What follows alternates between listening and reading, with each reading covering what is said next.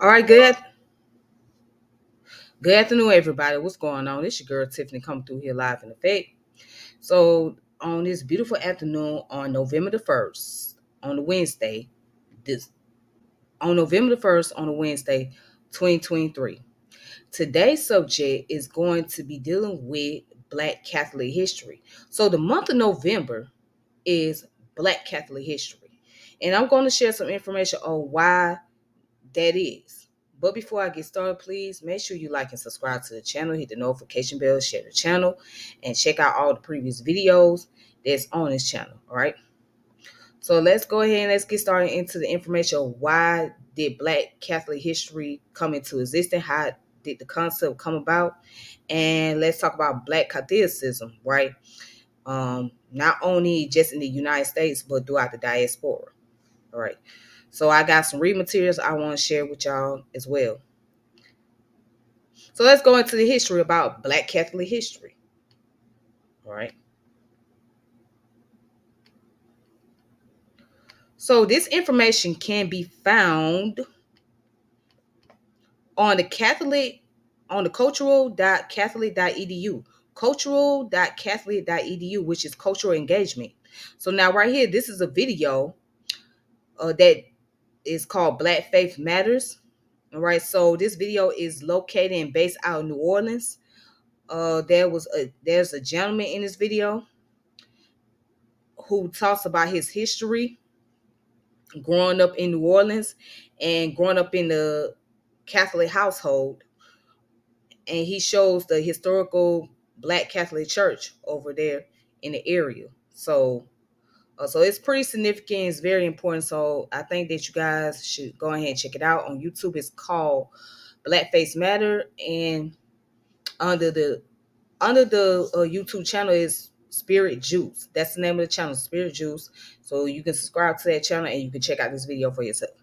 All right, so let's go ahead and let's get to the point. All right. So right here it says, meeting in Fordham University in New York. The Black Catholic Clergy Caucus of the United States voted on Tuesday, July the 24th of 1990 to designate November as Black Catholic History Month. November marks a time when the church prays for all saints and souls in loving remembrance, as well as a time to recall the saints and souls of Africa and the African diaspora. So the decision to designate November as Black Catholic History Month also depends on the fact that a number of important dates to Catholics and African descent fell within this month. So right here, November the 1st, All Saint Day, an opportunity to review the lives of the hundreds of saints of African descent in the first 300 years of the church. And November the 2nd is All Souls Day, a time to remember all those African lost to cruel treatment in the Middle Passage crossing the Atlantic Ocean. In November, Martin de Porres became the first African American saint. He was canonized by Pope John the 23rd on May the 16th of 1962. Throughout his life, Saint Martin de Porres exemplified God's love for all people, regardless of their level in society. And it says November the 13th, the birth of Saint Augustine in 354 AD, the first doctor of the church from North Africa. All right, so November the 20th is the death of Zumbi of Palmares in Brazil, South American founder of a free state for blacks. Now it goes on to say, according to the Pew Research Center, of the 200 million people of African descent in the Roman Catholic Church throughout the world, over 173 million of them live in the African continent. The largest percentage of growth in the Catholic population over the last 100 years occurred in sub-Saharan Africa. So according to the United States Conference of Catholics Bishops, there are over 3 million African American Catholics in the United States. There are 250 African American priests, 437 deacons, and 75 men of African descent in seminary formation for the priesthood of the United States. There are 5 living African American bishops who two had U.S. If I'm pronouncing incorrect, please forgive me, but it's pronounced as diocese or something like that. So one of them, the Archbishop of the of Washington will be elevated to the College of Cardinals on November 28th, 2020. There are also 400 African American religious sisters and 50 religious brothers in the United States. All right. So before I go on, why is that important? Because as you can see, there were blacks that practiced Christianity before they got here, due to the fact that the Europeans that came over to the African colonies, right? African countries, not only they came for resources, but they imposed their cultural practice. So, for example, the Portuguese and the Spanish was one of the first Europeans to go over to the African countries, right? So many of the Spanish and Portuguese people practice Catholicism, Roman Catholicism. So it's very popular in their country. So when they came over to West Africa, they brought Christianity with them. And so there were those West Africans who was already practicing Catholicism, okay? In the central part of Africa. So one of the example, if we look at Queen Nzinga, right, of the Congo and Angola area, right, her family was into the Catholicism. They was into the Catholic religion. Okay. So eventually later on, she converted to Catholicism while she was under the leadership. While she was taking over the Congo area, right? Dunkimpa Vita.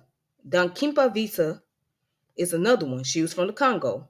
No, she was from Angola, but she was brought into the Catholic religion. She was born into it because of her family. So she revolutionized the Catholic organization by creating Anatolian. So Anatolian, which means Saint Anthony, right? Which paid homage to Saint Anthony, who was a saint.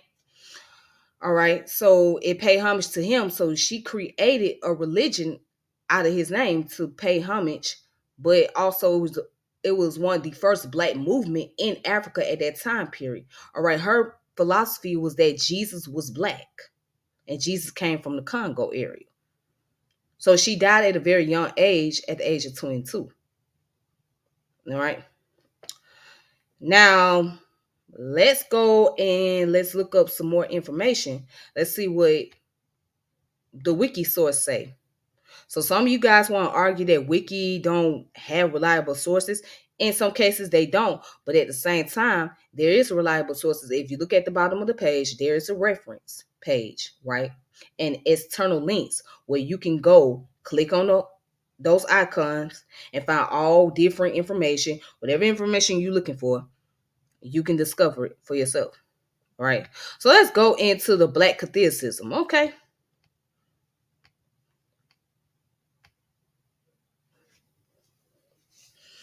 All right. So, all right. So Black Catholicism, or African American Catholicism, comprises the African American people, beliefs, and practices in the Catholic Church. So there are currently around 3 million Black Catholics in the United States, making up 6% of the total population of African Americans, who are mostly Protestant, and 4% of American Catholics. So Black Catholics in America are a heavily immigrant population, with only 68% being born in the United States, while 12% were born in Africa, 11% were born in the Caribbean, 5% born in other parts of Central or South America. About a quarter of Black Catholic worship in historically Black parishes, most of which were established during the Jim Crow era as a means of racial segregation. Others were established in Black communities and merely reflected the surrounding population, while the most recent crop came about due to the population displacement during and after the Great Migration. All right. So it says, prior to the Second Vatican Council, Black Catholics attended Mass in Latin, as did the rest of the Western Church, and did not display much difference in the terms of liturgy or spiritual patrimony. During the 1950s, however, innovators such as Fr. Clarence Rivers began to integrate Negro spirituals into settings of Mass. This trend eventually blossomed into the so-called Black Catholic movement during the larger Black Power zeitgeist of the late 60s and 70s. So some have termed this period the Black Catholic Revolution or the Black Catholic Revolt, as this newfound Black consciousness swept up many Black clergy, consecrated religious and lay people. Black Catholicism came of age. Entire disciplines of the Black Catholic studies emerged. So gospel mass became a staple of Black Catholic parishes. Black Christian spirituality, formerly seen as Protestant, were also claimed by Black Catholics, and the Black Catholic Church emerged as a significant player in the public and ecclesial life of the larger American church. So, a small exodus of African American Catholics alongside other Catholics in America during the 1970s was followed by a continually shrinking population of African Americans within the Catholic Church. In the 21st century, a 2021 Pew Research study shows that only just over half of Black American adults who were raised Catholic still remain in the church. All right. So so let's go down a little bit, right? But before I go there, now my mother was a Catholic. She grew up as a Catholic in Detroit, and she went to all Catholic schools. So that right there brought an inspiration for me to do this video and get on the subject matter about Black Catholicism, right? So due to her background, she was raised in a Catholic home. She went to Catholic church.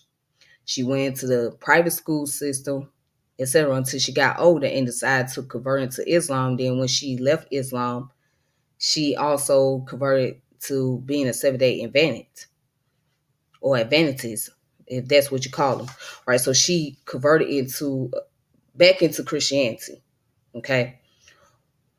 But either way it goes, we tend to ignore those in the Catholic religion because we tend to think that they don't play any significant role or they don't have any values when it comes to African Americans, community, or whatnot, right? So just the Black Christians alone, right? They have played a very significant role within the Black community, okay? So they played a role in finding in their foundation of the HBCUs. They also played a role in the civil rights movement. They played a role in health, just to name a few. But we don't dig deep into the history because we only go on by the narratives that is given to us. So we only know so much. We only know a fraction of what we have been taught. You know what I mean? And not actually going a little bit further to challenge the information that has been given to us. And sometimes the information they are given to us is pretty much based on confirmation bias, not really based on the entire history in itself. All right. So I just wanted to share that. Now let's go back. Now, as we can see down here, it says biblical and patriotic era, right? So it says Catholic Christianity among African descended people has its roots in the earliest converts to Christianity, including Mark the Evangelist, the unnamed Ethiopian Enoch, Simon of Cyrene, Simon Niger. Several of the early church fathers were also native to Africa, including Clement of Alexandria, Origen, Tertullian, etc. All right. And it goes on to say there had also been 3 African popes, Victor I, Machidides, also a martyr, and Galactus I. The vast majority of these patristic era figures resided in North Africa, where various Christian communities thrived until the Muslim conquest of the religion. So the Muslim takeover of southern Spain forced a significant Catholic community from there into North Africa, specifically Morocco. These individuals constituted the Mozarabic tradition. All right. So there were multiple early Christian kingdoms in Africa, the most notable of which emerged in Ethiopia around this same era. However, there were also 3 Nubian Christian kingdoms, all of which were conquered and left little trace of their glory or of their former glory, scholars have since recovered some of their history due to the was it a Chalcedonian schism in the 5th century. However, most of this Eastern African Christianity became divorced from Catholicism very early on. So immediately prior to the dawn of the transatlantic slave trade, Catholic Christianity in West Africa, the region that would produce virtually all of the individuals ending up in America as slaves, was primarily limited to converts born from early European missionaries' contact, especially in the Congo region. Roughly a century before Europe made contact with what would become the United States, the Portuguese entered the Congo and began to make converse and engage in trade. There was also some limited slave trading between the European power and their new African colleagues. All right. So as you can see, it goes down here to talk about the Kingdom of Congo, right? Right up in this area. So it says the Portuguese appetite for African slaves quickly grew beyond the intentions or capacity of the Congolese people. So leading to one Congo ruler going so far to write the Portuguese king for assistance in stemming the tide of citizen being taken captive from his land. Many of these victims would eventually be brought to Americas, and some scholars have suggested their common cultural heritage and shared faith led them to instigate at least one major rebellion in the colonial United States. All right. So also what we gonna learn and find out that those who are practicing African spiritual system, right, like Obia, Lukimi, Peo Mayombe, just to name a few, they also have fused in Catholicism within those African traditions. So they blend them in together. And the reason why was due to the time of slavery, and those slaves, when they was converted into Christianity or practicing the Catholic religion, they also held on to the African tradition, which pretty much kept them motivated. So they decided to take the African tradition they had that was left and merge it with the Abrahamic religion, right? To call their own and to create their own African spiritual system. So if you look at capoeira, especially in Brazil, capoeira, right, is also a practice. I mean, not capoeira. I'm sorry. Candobole. I meant to say candobole, not capoeira. That's a martial art. Candobole is the concept of African spirituality that's mixed with with Christianity, with Catholicism. All right. So, but what you know is that's so unique about the Catholic religion is the fact they venerate those who have passed on to become an ancestor. So it's very similar to how they do in African culture. When those who pass away, they venerate them as ancestors, right? Leaving on a legacy. Okay. So in the Catholic culture, they call it canonized. So when you canonize somebody, you venerate them as an ancestor. So that's the purpose of being a saint. A saint is someone who has been venerated to go into the ancestral realm. All right. So once you are considered as an ancestor and once you have been venerated, you become a saint. So that's a unique thing about the Catholic religion in itself. The Catholic culture or whatnot is the fact that they venerate people who pass on and give them some type of um give them some form of recognition, you know what I'm saying, and name places after them or name objects after them or whatever. All right. Let's see what else I want to share with you all. So there's some books that I think you guys should check out. and I'm going to share it on my Facebook page, especially.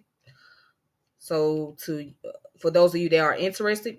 So the title of this book is called The History of Black Catholics in the United States by Cyprian Davis.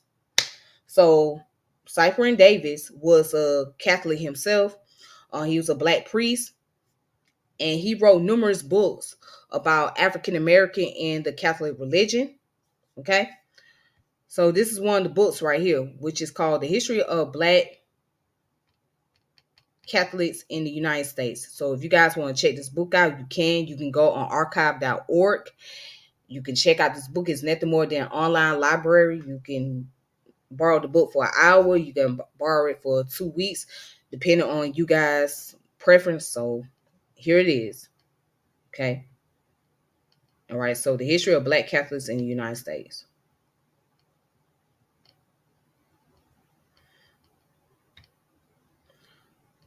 Let's see now. Now here, article that I got from jaster.org is called Black Catholics in the United States, the historical chronology. Yeah, the historical chronology by Ronald L. Sharps. All right. So this goes into the chronological order of the events that took place with African people. Hold on, let me post it up on my screen. So this goes into the chronological order of Black people in the United States and the history about slavery, to how many of them converted into the Roman Catholic religion and the churches, etc. So that deals with the chronological order. So the historical chronologically by Ronald L. Sharps. All right, you guys can look into this. So I won't really go into all of this, but I'll do it some other time. But I just want to make it aware to you all. All right, here you go. That's it. So that's that information that I wanted to share. And as I mentioned, I was going to share some of the books with you guys on my personal page.